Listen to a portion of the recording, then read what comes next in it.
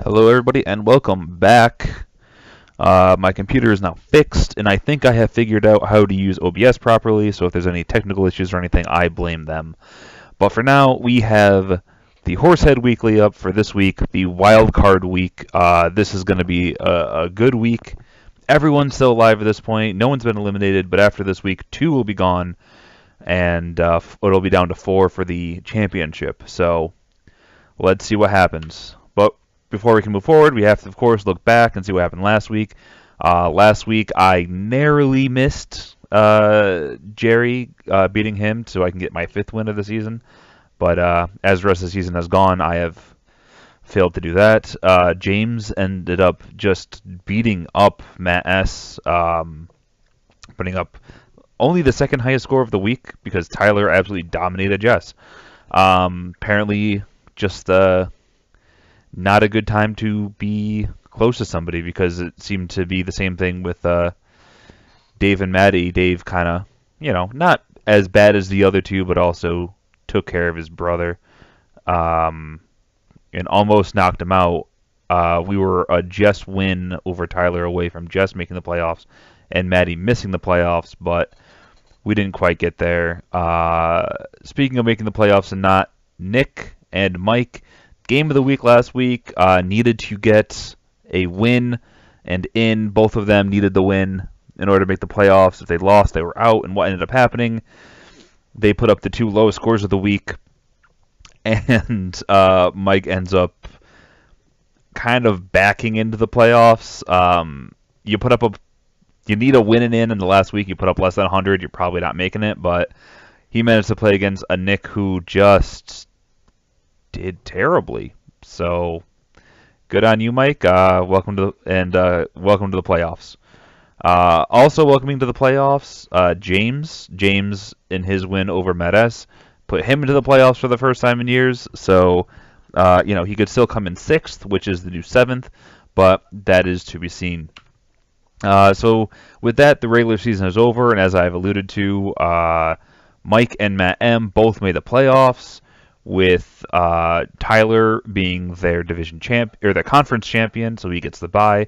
And in the AFC, Jerry needed a win and have Doug lose in order to make the bye, but Doug ended up taking care of himself, so Jerry's win doesn't end up doing it for him, and then James ends up winning on the back of his win and Malcolm's loss. And this is, so in the top half you have the upper bracket, and in the bottom half you have the lower bracket. In the lower bracket we have Malcolm ended up getting the bye over myself and Matt S. And over on the NFC side, Nick gets the bye over Jess and Dave on tiebreakers, which are described here.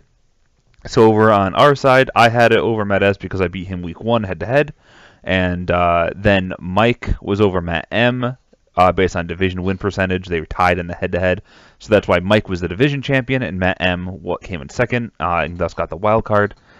And then on the other side, in the lower bracket, the shenanigans with everyone at 6 and 7, Nick was over Jess, who was over Dave. And that was broken up by Nick and Jess were broke inside the division based on head-to-head. So Nick was 2 over Jess. So then it became down to Nick and Dave. Nick beat Dave, so he went 3-0 against everyone he was tied with, so he ends up just kind of strolling into the bye there because he had good head-to-heads. And then on the other side, we had Jess over Dave based on Jess beating Dave in the head-to-head. So pretty easy tiebreakers. We didn't have to go too deep. The closest we had to go was division record for Mike and Matt M, but it didn't adjust anybody going to the playoffs or not. So moving on to the playoff bracket, and this is what we ended up having. We have Doug as the, quote, number 1 seed, and Tyler as the number 2 seed. And then we have James as the 4, playing Jerry, the number 5. And then we have Mike playing Matt M in the other half. And then so for this week, the losers of the 5-4 and 6-3 games, they drop down to the fight for 50, and the rest of them advance to play 2 weeks in the upper bracket, either playing for the championship or for a larger prize share in the third 4 match. Speaking of the Fight for 50, let's get into that. The Fight for 50 setup, just in case you're curious, the 4th seed from each conference is automatically advanced into the Fight for 50. The 5 seed from the AFC plays a 6 from the NFC and vice versa. These winners will advance. So this week there's 2 games that will just knock somebody out entirely from making any money, and they will be gone. The losers from the first week of the winners bracket, as I just described, will drop down to the Fight for 50, and the Fight for 50 then takes place amongst those 6 teams for week 15 and 16, and the highest point total among those 2 weeks determines the winner. So, now that we have that, let's just kind of lay it out there so it's a little bit easier to understand. What we have is Jess versus Matt S. The winner goes to the Fight for 50. I will play Dave. The winner of that goes to the Fight for 50. Jerry and James play. The loser goes to the fight. Matt M and Mike, those losers fall down. And Mac and Nick are both sitting there waiting for those players to show up. So, now that the 550's done, we have more money on the line. Let's look at how the incentives are coming along. And Doug continues to cruise as the quarterback champion. At this point, unless Russell Wilson explodes into a fine mist after giving a negative 20-point performance, I don't think Doug's going anywhere. People can still catch him, of course. It's not impossible. But you're looking at James and Jess as the only 2 people really who can, say they're in the same ballpark as him.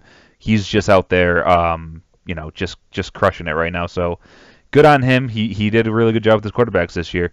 Moving over to running backs, Tyler put up very good numbers last week, but Matt S put up a little bit better. And Dave is also still hanging in there, all in the sub 50 points behind category. I think that James and Malcolm both still have shots. Everyone beyond that really needs to do some crazy stuff to get up there. And I'm looking to not get lapped. Tyler is literally closing in on lapping me on the running back totals. So hopefully that doesn't end up happening. My points behind are getting very close to my total, so we'll see if that ends up happening for me. And then over in the wide receiver category, Mike... I think it was 3 weeks ago I said it's basically down to Jerry and Mark. They have just great wide receiver cores, and let's see if they're going to be duking it out, blah, blah, blah. And then Mike, I guess I underestimated some of his players, and that's entirely on me. He's been absolutely crushing it at wide receiver the last few weeks. He's been putting up huge numbers, while everyone else has been kind of, high teens, low 20s, and he's shot up to be in a position where no one is within 50 points of him. Now, that can still go the other way. Wide receiver is a very volatile position. If I just, for example, if I start T.Y. Hilton and he puts up 30 points a week for the next 3 weeks, and then somebody else puts up a bunch of points, then, maybe I have a shot. But it's beginning to look like his team is just on a tear for the wide receiver points, and he just keeps putting distance on everybody. Over in tight ends, Gronk. It was the Gronk versus Ertz show for a bit, and then I thought, oh man, Ertz, he missed the game, so he ended up putting up a 0 for Matt, and then he ended up having this really bad game this week. But now, on the other hand, Gronk is out for a week with his suspension, so everyone has a week to catch up to Tyler. Tyler will be starting somebody. But it won't be Gronk level, so you can expect him to put up 7 or 8 points. And maybe you can get like a 20-point game, close that gap. Let's see what happens with that. And then over in the IDPs, it's not the Jerry show like it has been in the past, but he's definitely still up there fighting with everybody, closing the gap on James. Last week wasn't a real good week for his linebacker, which let Dave and Jess put a little distance between him and them. And then finally at D-back, I finally got in first place with Landon Collins really coming on in the second half of the season here. I think it's just because the defense and everyone else is just giving up, so they're easily able to get to the next level. And that's where Landon Collins is, just making tackles and actually getting some pretty good picks because, again, I think it's just he's in the safety position on a bad team. So the other team's going to be able to, just throw balls deep and say, hey, let's see what happens. We don't really care. We're going to win this game. And he's just able to, grab them and go for it. That was a weird noise. I'm sorry I made that noise. In the waiver wire this week, I took Mike Davis for the rest of my money because I figured if he ends up being the number one in Seattle and I make it to the fight for 50, he might be worth something. Who knows? And then Giovanni Bernard ended up going to Matt M because he was the 6 seed in the league. Mike was the 3, so the tiebreaker went to Matt M, so he ended up getting it for $1. And Mike was refunded his dollar he bid after he lost Giovanni Bernard, so no one can complain about him losing $1 for nothing. So this week I sat down, and I actually made 2 special features because I felt bad because last week I didn't get to talk at you guys for very long. So what I did is the first one is the divisional comparison. So what I did is I sat down and I said, well, which division is the strongest? I thought they were all going to be kind of even, with Kathy's kids being a little bit lower, but let's see what we have here. So we have everyone's record put together, and when you put them all together, Skullhouse was 23-16, with Insiders and Outsiders both being 1 game above 500, and Kathy's kids putting up an abysmal 15-24. 9 more losses than wins. That is not good. But of course, you're going to be playing your division teams twice, so when you strip all that out, you get 17, 14, 14, and 9 as the wins for the OOD is out of division record. And then you can look at individuals. Like, I didn't get a single win inside my division, and neither did Jess. We were the only 2 to not get a divisional win this year. But, so when you look at Jess's record, Jess went 6-7. 4 of those games came against Tyler and Nick, who are both had very good teams at various points in the season. I think what ended up happening is, and then she went, I think, what is it then? That she went 6-3 against everybody else in the league. That's pretty good. So maybe if she played in the Kathy's Kids division, she would have ended up winning the division and going to the playoffs. Which, I mean, to be fair, you could say that about most teams. All teams. I think you could say that about all teams based on Kathy's Kids records. I mean, they literally had a 33% win record. 33 win percentage. They won 33% of their games outside of the division, and that's just not what you need to do. Other people to know, going the other way, you have Nick. Nick only won 2 games outside the division. 2. He played 9 people, and he won 2. Then he played 2 people, and he won 4. The fact that he could have made the playoffs with that win in that last week to go 3-9 outside of his division is amazing. Not to mention the fact that his division's actually pretty good. Like, he's definitely watering down that division's outside division win record based on the fact that he's sitting over here with, only 2 wins. The other 2 got 6, and 6 out of 9 is very good. So basically, Nick needs to pick up his weight, but he really can't. The other 2 people can't really talk about it because he also beat them both twice. So I don't know. It's just kind of a little bit of interesting stuff. So then I said, well, let's play the what if game. What if instead of the current way we have the league set up, what if we did things differently? So what if we just had a league where instead of having head-to-head matchups, it was simply, did you come in the top half of points scored? You score in the top half of points, you get a win. Simple. Real simple. So how did that end up going? Well, then you end up having the Insiders being the team that ends up having the most wins because, you have Tyler and Nick who both were in the top half 8 out of the 13 weeks. And then Jess at 6. So 6 out of 7 times, or 6 out of 13 times, so 6 out of 7.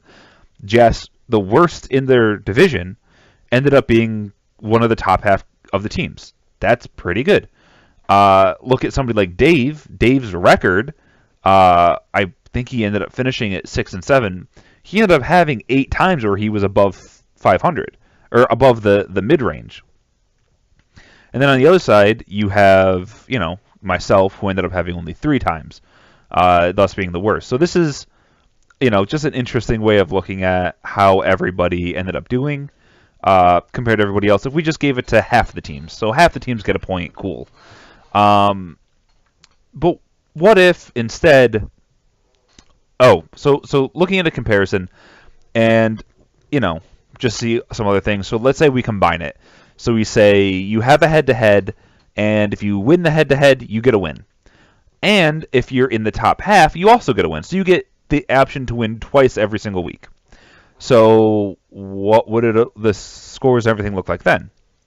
Well, Jerry and Doug still would have had the best records in the league at 19 and 18 wins respectively of the 26. I would have been 7 and 26, which is disgustingly bad. I think it's under 30%. So the way that it would have probably shaken out for the playoffs would have been James would have been the winner for Kathy's Kids. Dave or Matt M would have been the winner for Outsiders. Tyler would have won Insiders, and Doug would have won Skullhouse. Jerry goes from the AFC, and then from the NFC, it would have went to either Nick or Matt M, depending on tiebreakers. And then in the end, I think that would have been pretty cool to see if that worked out. But we can also go farther. What if we go deeper? What if we instead gave points out based on where you rank any given week? So let's say, for example, you are first place in the week. You come in first. Congratulations, you won the week. You get 12 points. Let's say you come in last. You have the worst score of the week, like Nick last week with 66 points. What happens then? Well, then you get 1 point. How does that work? Well, this is what you end up getting. You end up getting Jerry ended up having the most wins or points or however you want to say it. And then Tyler was close behind as well as Doug. And then there was a big gap, which just goes to show that those three were just the three best teams in the league this year. And I think that's something that everyone kind of knew anyways at this point. But over the entire course of the season, where my Power rankings kind of look like how they are right now, but over the entire course of the season, those guys did really, really well. And then when you look at the other end, you have, myself just being garbage. But then when you look at the bottom, you can see how everyone did. And then when you set up the comparison, so when you have ranking points, you get some real cool stuff. And that didn't end up working, did it? I don't know. I'll get to that in a second. So the Insiders ended up having 271. Skullhouse ended up having 263. Outsiders 249, and Kathy's Kids 232. So basically, I think what we're getting out of all of this comparison and everything is Skullhouse and Insiders were definitely the best two, with me definitely weighing down Skullhouse and keeping them from being the favorites. And then Outsiders is definitely a 2 or a 3, depending on how you're ranking things. And then Kathy's Kids is just the easiest division this year. But I mean, again, injuries and stuff like that. I'm not saying that. I'm not saying oh hey, Matt, James, Malcolm, get good. What I'm saying is get good because you suck. So just some interesting food for thought, showing off some weird numbers that I came up with because why not? Let's just do things. Cool. So then I started thinking more. This is apparently a third segment that I wrote this week. I should have saved some of these. Next week I'm going to be scrounging through my scrap paper at work, being what could I come up with? And here we have the what I call one of my abominations, which goes like this. So weeks 1 through 11 you have round robin. So you play everyone once. Weeks 12 and 13 are the seeded divisional playoffs. And then weeks 14 through 16 are playoffs. And we switch the wild cards. So instead of playing through your conference and then conference champions play, you go just the wild card switch spots. So the wild card will play in the other conference for the playoffs. And really, my thought is quite simple. So for week 12, you have the number 2 and number 3 from each division play each other, and the winner then plays their division number 1 for a guaranteed playoff berth, with the loser playing the other division in the conference in a loser match. So then 2, 3, and the number 1 winners make the playoffs, and the breakers then decide the bye. So then you have the best on breakers of the 2, 3 losers then go on to the playoff wild card, while the remaining team from the 2, 3 versus 1s play the winner of the conference losers match for a spot in the Fight for 50 in week 14. And then the Fight for 50 becomes 2 teams from each conference advancing, So you could also, at that point, make the Fight for 50 just a 14 playoff in those last 2 weeks, 15 and 16, or you can have them in the standard format we have now, where it's just those 4 teams, whoever scores the most points wins. Now, I said a lot of stuff and you're probably incredibly confused, so I made a chart. I like making charts. So, the seeded divisional playoff, when you write it down, looks like this. So if you lose, you go to the left. If you win, you go to the right. So week 12, the 2 and 3s play inside their division. The winners then go on to play the 1 seed. And then the winners of that go to the playoffs as the division champions. And then use the breakers between them to go to the bye. So if the winner from Division A has 10 wins, the winner from Division B has 6 wins because they were the 3 seed and they happened to win out. Well, then the number 10 team is the 10-win team's going through, even if they lost to the 6-win team, because it's not head-to-head breakers; it's you include the records as well. And then the losers from the games between the on the winner's side, those guys are broken the same way. So, like, if a number 3 wins and then loses to a number 1, and then a number 3 wins and beats a number 1 on the other side, odds are then, the number 1 that wins is going to get the bye. The number 1 that loses is probably going to get the wild card. Now, that's not guaranteed because, if the 2 from, if Jerry ended up beating Doug, then he has a better record than Malcolm, who won his thing. You guys can figure out how that all works. And then on the other side, you have in week 13, the losers from the 2-3 games. They play each other, and then only that one team, that's one of the 2 teams that goes to the Fight for 50. And then the other team to go to the Fight for 50 from that division is inside there. Is the team that doesn't get the wild card of the losers of the winners bracket game in week 13. It's a little complicated, but I just thought it was cool and I wanted to share it with you guys. So this one is another abomination, and it's also very similar, but I think it adds a little something cool to it. So in week 12, you have the number 2 versus the number 3 in each division, and the number 1s in each conference play. So the number 1s aren't just sitting around on a bye; they're actually doing something with themselves. And then the 2-3 winners advance to play the other team that won in that conference. So the 2 and 3s from one play, and the 2 and 3s from the other play, and the winners play each other in week 13. The losers then go into the survival bracket, and then the 1v1 winners, the winner ends up getting the bye and plays the winner from the other conference for the number 1 overall seed, because seeding does end up mattering later on. And then the 1v1 loser plays the other 1v1 loser for the 3 seed. So the top people in the conference all basically are playing off for the 1 through the 4 seed. And then the 2s and 3s are playing for that last wild card spot after a round robin. And then in week 13, you have 550 seeding and wild card determination. So the conference playoffs finalists so that's the 2s versus 3s. That winner just gets the wild card. The loser goes and plays then ends up falling into a different bracket. And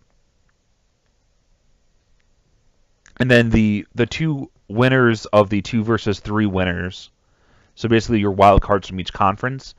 Each conference's wild card person, they use tiebreakers against each other to determine who's 5 and who's 6. And then the losers play the other conference's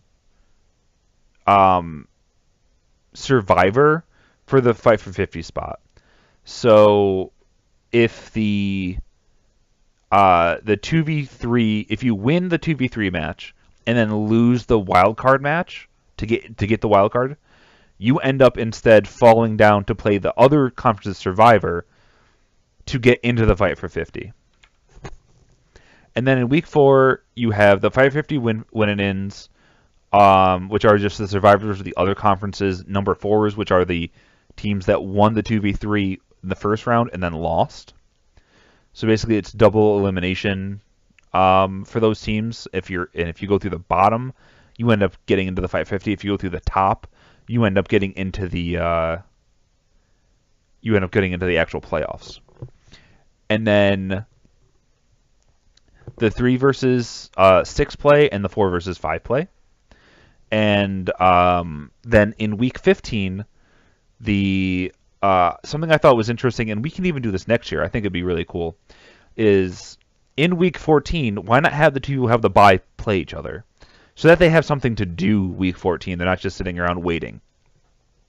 So week 14, they play each other, and the winner of that game picks their opponent in week 15. So it gives you something to play for, because then you get to call your shot if you win. Yeah, because you're going to advance no matter what, but you get to say, oh, that team's not very good. I would rather have them than this other team that's really, really good and just happens to be, one of the teams that didn't get a bye for some reason. And then, of course, week 16 is then upper bracket finals, the number 3 game, and the 550 championship. Just some ideas I'm throwing out there. I don't think anyone really needs to grab on them and be like, oh my god, this is a great idea, Mark. But what I would prefer if you guys just take a look at what I'm talking about here, and if you see anything that really jumps out at you as something you think is interesting we should be pursuing for next season in forms of structure or something like that, I'm just throwing ideas out there to see what sticks, guys. So just let me know in Slack and all that.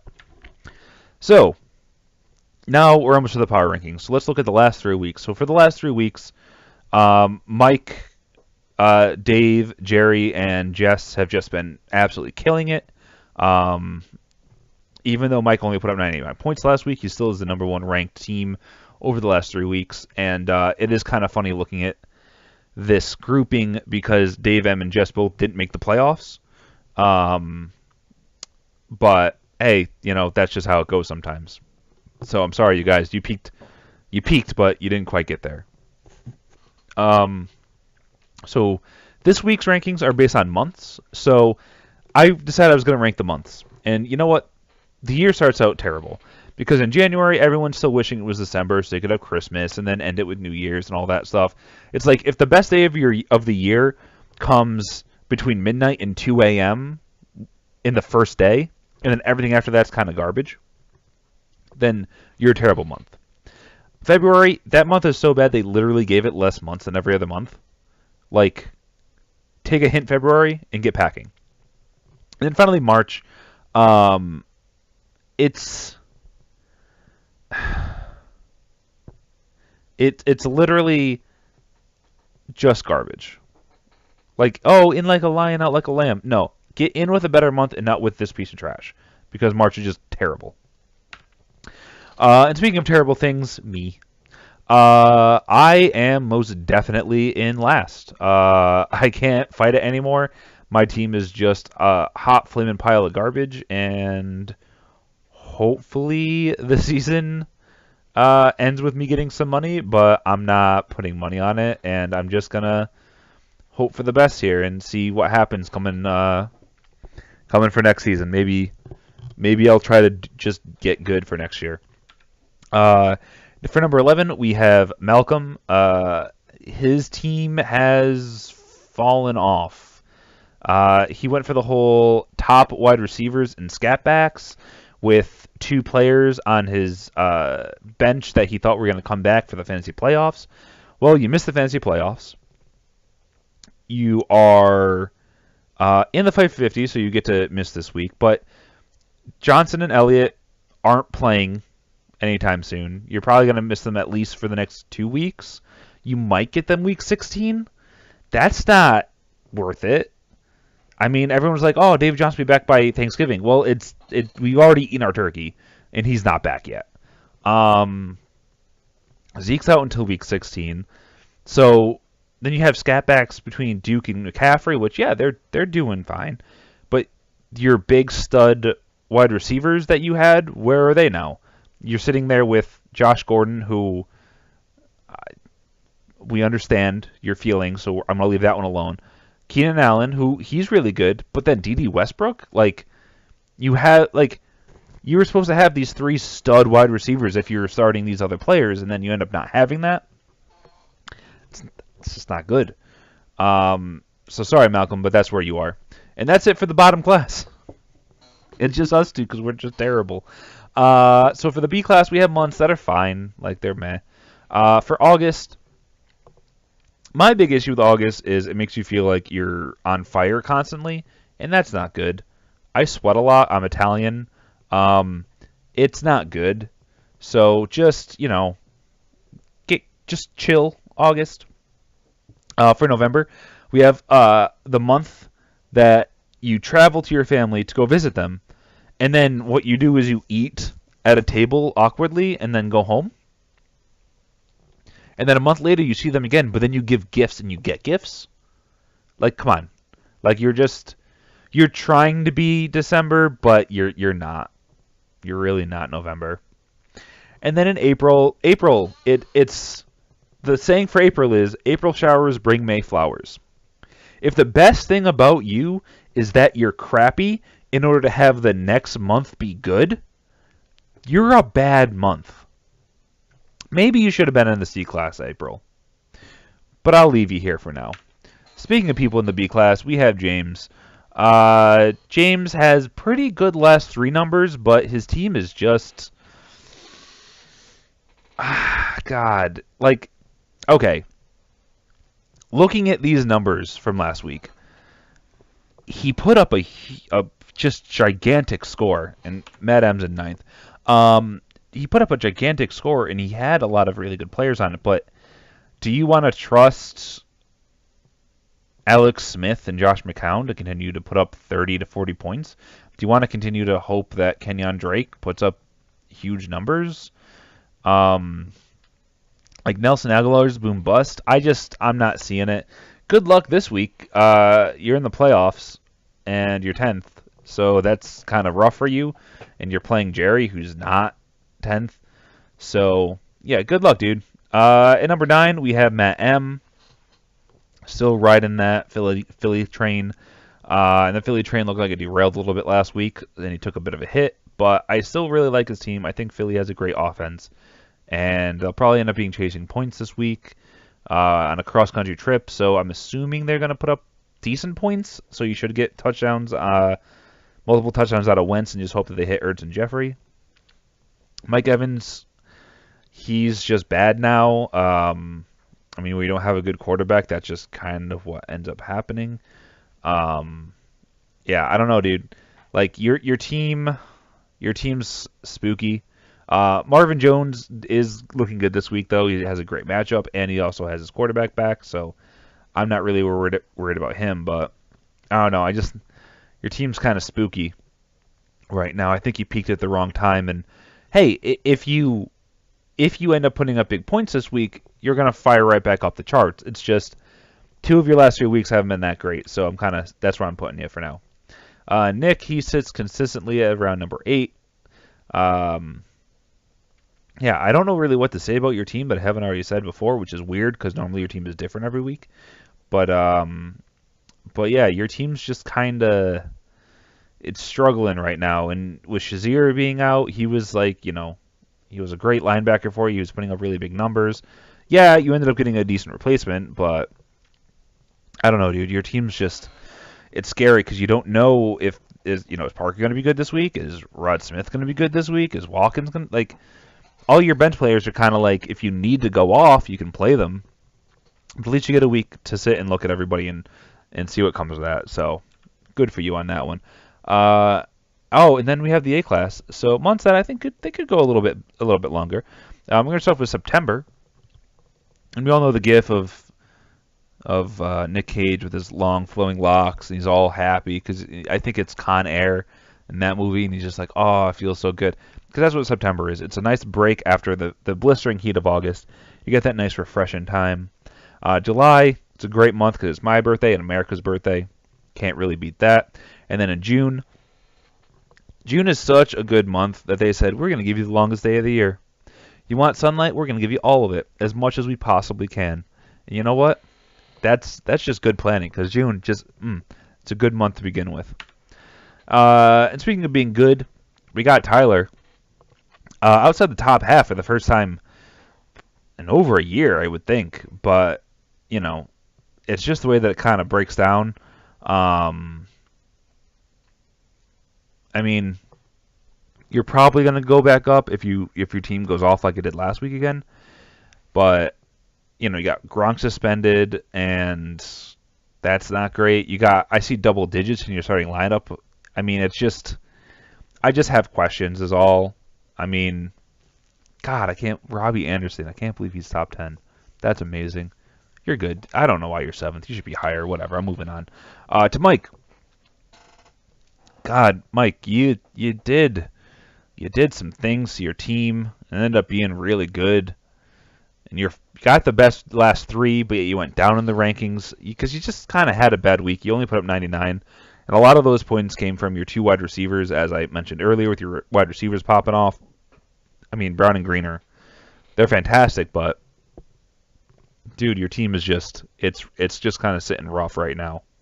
I really don't know what to say besides that. Yeah, you're in the playoffs though, and I think if I told you after Johnson went down in the week 1 that you'd be in the playoffs, you'd be astounded. But you did it, and you made the comeback, and you got a really great team potential-wise. You just got to get a couple breaks. So, I mean, good luck to you, dude. You got the talent.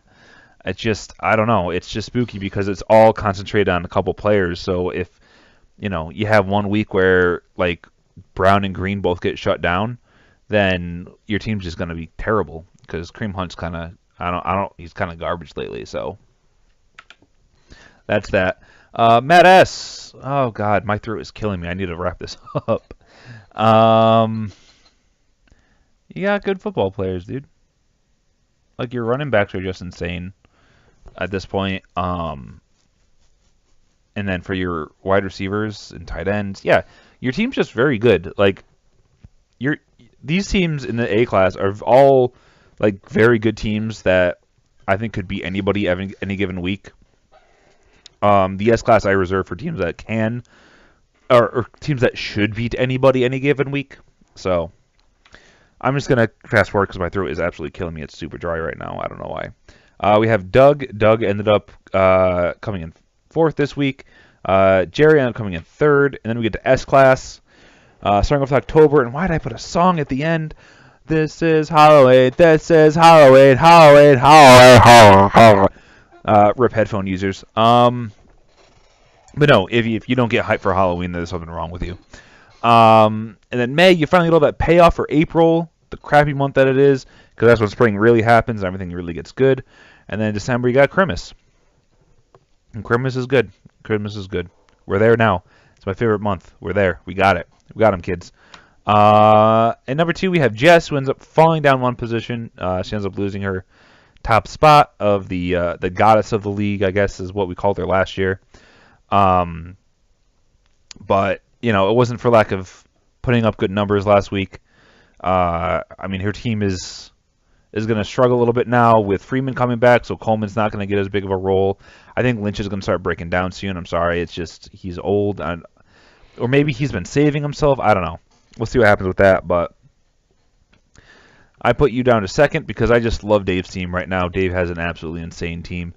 And I really feel bad if whoever plays him this week in the fight for 50 because they're probably going to lose because he just has the best team in the league. And Kamara just went off for 1 billion points last night. Drew Brees put up over 20. Like, it's me. It's me. Oh, and it was Michael Thomas that went off, not Kamara. Kamara's hurt. Okay. But it is me. I'm playing him? Heck. Okay, so that's it for the rankings for this week. This week's matchups, just to reiterate, we got Doug and Tyler on the buys, Matt M and Mike playing in the wild card matchups for the NFC and the AFC. We have James versus Jerry. Dave and Mark are playing to not die. Matt S and Jess are playing to not die, and Mac and Nick are playing a just for fun game to just keep themselves warm, I guess. So, thank you guys for watching, and I will see you guys next week. Goodbye.